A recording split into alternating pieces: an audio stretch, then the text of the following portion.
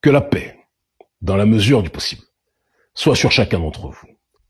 On va parler aujourd'hui très synthétiquement d'une affaire dont vous avez certainement eu écho, puisque le gouvernement béninois et leurs sponsors, et leurs parrains du moins, le gouvernement français, ont fait circuler un peu partout dans le landerneau de l'Afrique francophone des notes vocales prétendument issues d'une discussion authentique, alors qu'on sait, et vous avez été très nombreux, et je vous en remercie, mes compatriotes béninois et mes frères et sœurs africains, à nous écrire dans nos messageries, de nos réseaux sociaux pour nous dire qu'on voit très rapidement la manip, d'accord? Et on est pressé que vous répondiez. Je suis très touché que vous ayez remarqué ce qui en réalité était évident. Des notes vocales détournées, des notes vocales décontextualisées.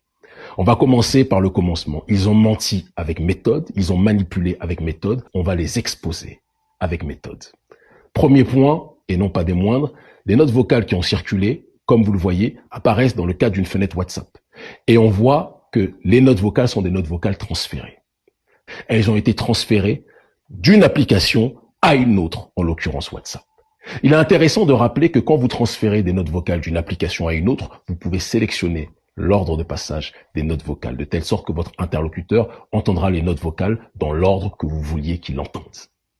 Et cela peut permettre de construire un narratif en fonction de l'objectif que vous avez, en présentant par exemple une note A à la place F, une note F à la place A, et donner la sensation qu'il y a un échange cohérent, une discussion cohérente, alors qu'en réalité, certaines notes vocales correspondent à une autre discussion en tant que telle. Exemple précis. Entre nos adversaires, il n'y a pas de sentiment, il n'y a pas d'amour, il n'y a pas de pitié. On sur tout ce qui se bouge. Bonsoir mon vie, oui, ça va très bien. Tu m'excuses, on a eu des gros problèmes aujourd'hui de connexion. Là où je suis là. Ça m'a plus agacé qu'autre chose, mais sinon ça va très bien. Généralement, quand quelqu'un dit dans une note vocale « je vais très bien », c'est qu'il répond à son interlocuteur qui lui pose la question de savoir comment vous allez. J'espère que vous allez bien.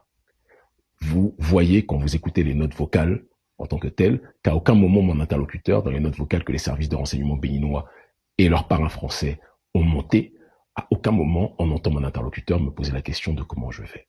Cette manipulation grossière que vous avez été nombreux à remarquer dans nos réseaux sociaux et dans nos messageries privées, ils l'ont agité quasiment tout le long dans les notes vocales qu'ils ont assemblées, mélangeant le faux en majorité avec le vrai pour donner la sensation que je souscrivais à une logique de prétendue volonté de une population que j'ai pourtant dédié ma vie à défendre depuis 27 ans, au péril de ma vie.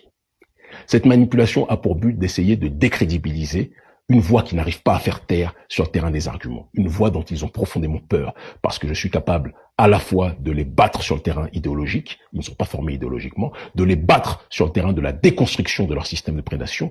J'ai une audience qui n'arrive pas à faire taire, ils m'ont interdit l'accès aux médias, mais je suis plus suivi que la plupart d'entre eux sur les réseaux sociaux qui sont aujourd'hui le premier média de la planète. J'ai une audience internationale et j'ai une audience à l'intérieur du pays où des gens de toutes tendances, de tous les rangs, des modérés, des radicaux, des militaires, des civils, nous rejoignent et sont derrière nous. Et ça fait peur au gouvernement béninois.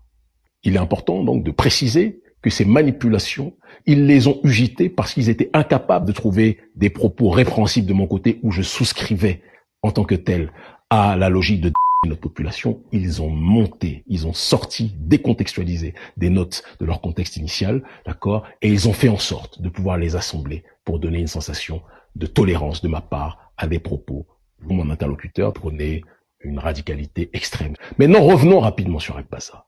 Parce que les médias du gouvernement Talon Ouadani et du clan Talon Ouadani présentent Agbaza comme un bandit. Je suis surpris. Je suis très surpris. Agbaza est quelqu'un qui, à l'époque où vous étiez dans l'opposition, à l'époque où Talon faisait l'objet d'un mandat d'arrêt pour tentative d'assassinat, il faut le rappeler quand même toujours, sur le président Yahya Boni, ça me fait sourire quand il parle de paix, notre Bénin, etc., la paix. Talon a été accusé de tentative d'assassinat sur le président Yahya Boni.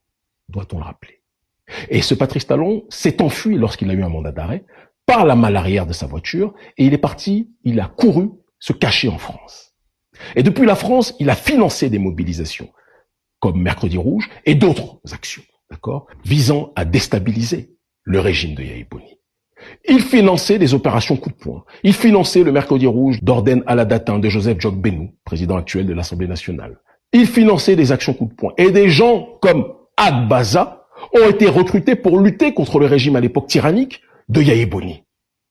Pourquoi vous ne le dites pas? À l'époque, vous ne le présentiez pas comme un bandit, Pour vous, c'était un Jack Bauer, un gars des opérations coup de poing. C'était quelqu'un, comme il en existe dans toutes les mouvances politiques, qui tient des propos parfois exaltés, d'une radicalité rare, comme au sein de l'extrême gauche, il y a des antifas extrêmement radicaux, au sein de l'extrême droite, il y a des militants parfois nationalistes, extrémistes, etc. Dans la mouvance panafricaniste, surtout dans le cadre du désespoir social, il y a aussi des gens. Il y a des gens pacifistes qui sont dans notre mouvance et il y a des gens qui sont beaucoup plus radicaux.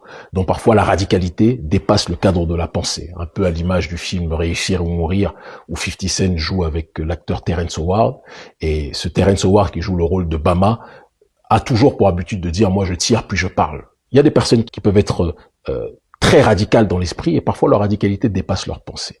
Le rôle d'un responsable politique, c'est d'être capable de réguler les forces et les énergies de tout le monde, pour que justement ils ne basculent pas dans les extrémités dans lesquelles ils peuvent être en parole sans que ce soit en acte. Des gens comme Agbaza ont été très nombreux à se sentir trahis par vous autres, parce qu'ils avaient cru que vous alliez lutter contre le régime d'injustice, selon vous, que projetait et qu'organisait, que structurait Yaya Boni, et ils ont vu qu'en réalité, vous avez empiré le processus de l'injustice sociale, que vous avez empiré le processus d'injustice politique, d'exclusion de la population, de marginalisation des pauvres en tant que tels.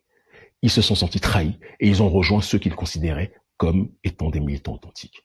Il y a des milliers de gens, des milliers de Béninois qui nous ont rejoints et qui nous rejoignent en tant que tels par rapport à cette réalité-là.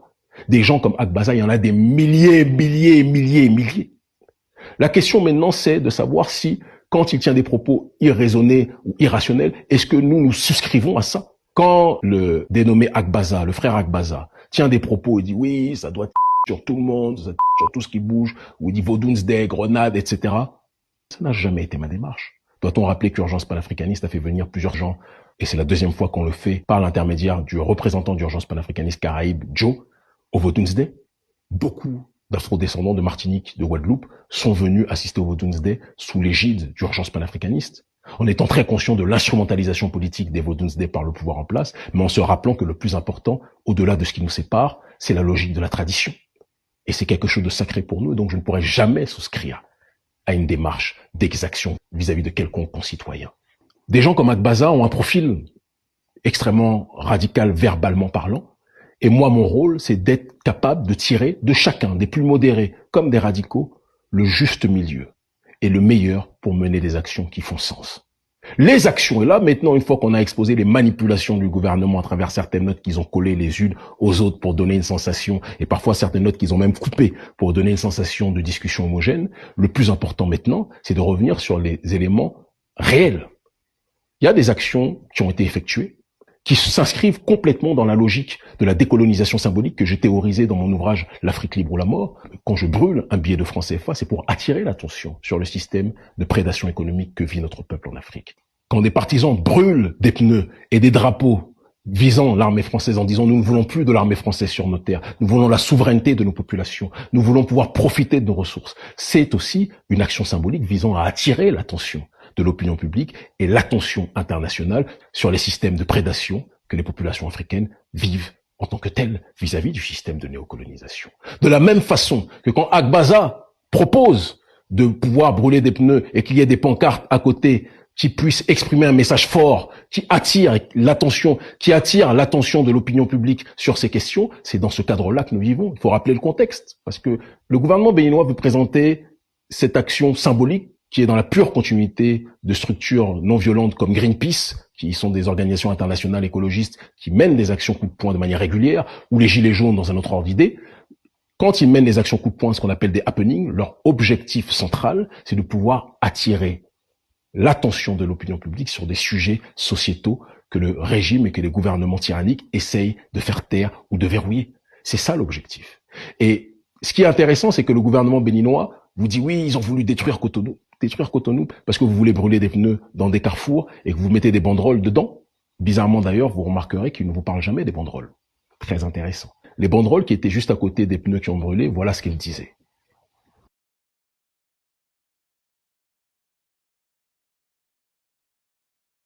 Vous voyez dans ces banderoles, de la manière la plus simple, que le seul objectif était de demander des élections inclusives et de l'autre côté, demander la fin du processus d'appauvrissement de la population béninoise par le gouvernement. À une heure et une ère où il y a une fausse opposition qui, après avoir pendant des années, donné la sensation qu'ils étaient contre le régime, alors que bon nombre d'entre eux étaient payés par le même régime, aujourd'hui le rejoignent dans un mercato qui dépasse le cadre de la pitié. Ils rejoignent la mafia qui appauvrit la population. Il est important d'avoir une opposition qui est capable, que ce soit idéologiquement, que ce soit verbalement, que ce soit médiatiquement, mais que ce soit aussi sur les actions de terrain non violentes, mais dans un cadre d'action symbolique, de pouvoir attirer l'attention et de susciter le débat. Quand des actions comme celle-ci nous sont proposées, à aucun moment je ne vais refuser parce que nous savons que ça ne blesse personne, mais que ça attire l'opinion publique sur des questions de fond par rapport à la souffrance que vivent un certain nombre de frères et sœurs, de compatriotes béninois. C'est une logique très simple. Dernier point qu'il est important de rappeler et de préciser, parce qu'à mon sens, plus que jamais, ça doit être traité, la question du coup d'État. Vous me faites beaucoup sourire. Vous me faites beaucoup rire. Gouvernement béninois et vos parrains du gouvernement français. Vous faites semblant de découvrir qu'il y a, en 2026 et 2025, un certain nombre de factions militaires diverses, elles sont très nombreuses, qui travaillent à l'heure actuelle au Bénin. D'accord? Qui ont pour objectif de mettre fin à votre régime tyrannique, à votre régime inégalitaire, à votre régime d'injustice sociale, à votre régime de soumission au système néocolonial en tant que tel. Vous excluez l'opposition, vous empêchez le peuple d'avoir accès à son propre destin. Et vous pensez que les gens vont rester les bras croisés à ne rien faire. Tout le monde sait qu'après la première mi-temps qu'il y a eu en décembre, il y a un certain nombre de groupes militaires différents, à différents endroits dans le pays, qui veulent mettre fin à votre régime tyrannique et oligarchique en tant que tel. Et Talon le sait tellement que dès janvier, il a demandé à la France de protéger son régime parce qu'il sait que bon nombre de gens ne veulent pas que la tyrannie puisse s'éterniser à la tête du Bénin. Il y a deux types de politiciens dans notre pays. Ceux qui ne vivent que pour leur ventre et ceux qui veulent la véritable liberté et souveraineté de leur peuple. J'appartiens à la deuxième catégorie et je ne vais jamais renier qu'il y a des gens qui viennent vers moi, qui sont parfois des militaires, des gens qui sont des civils, des gens qui sont de la rue, des gens parfois qui sont riches, des gens qui sont extrêmement modérés, des gens qui sont extrêmement radicaux. Moi, mon juste milieu, je ne suis pas le leader, je ne suis le leader d'aucun militaire. Des militaires me parlent, mais ils ont leur plan, et moi, j'entends, j'écoute, tout simplement. Mais je le dis avec simplicité. Le Bénin va être libéré. Et si autant de gens s'intercalent ou se croisent à mon sujet, c'est parce qu'ils savent pertinemment que je suis une voix qui porte des valeurs d'autodétermination, d'indépendance, de justice sociale et de souveraineté. Avec votre machination et vos manipulations, vous pensiez que vous alliez m'enterrer. Mais vous venez plus que jamais de nous consacrer. Plus gros opposant de votre régime mafieux au Bénin. Non, je ne souscris à aucune forme de violence. Mais je le dis par contre avec simplicité. Je serai toujours dans une optique de lutter contre vous, de déconstruire votre système colonial et de tout faire pour stopper votre tyrannie, puisque vous avez exclu l'opposition, nous on va vous exclure aussi. C'est une réalité. Le temps est compté, mais vos machinations à mon sujet ne pourront jamais fonctionner. Le Bénin livre ou la mort, l'Afrique livre ou la mort, nous vaincrons. Vous pensez intimider qui? Vos parrains du gouvernement français ne m'ont pas stoppé. Ce n'est pas vous qui allez me stopper.